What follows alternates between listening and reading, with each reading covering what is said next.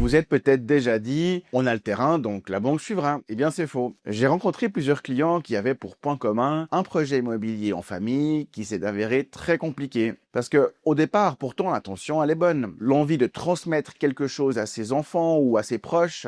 Et là, naturellement, on pense à l'immobilier. Et je le comprends. Alors, il y a un rendez-vous chez le notaire, qui fait son travail.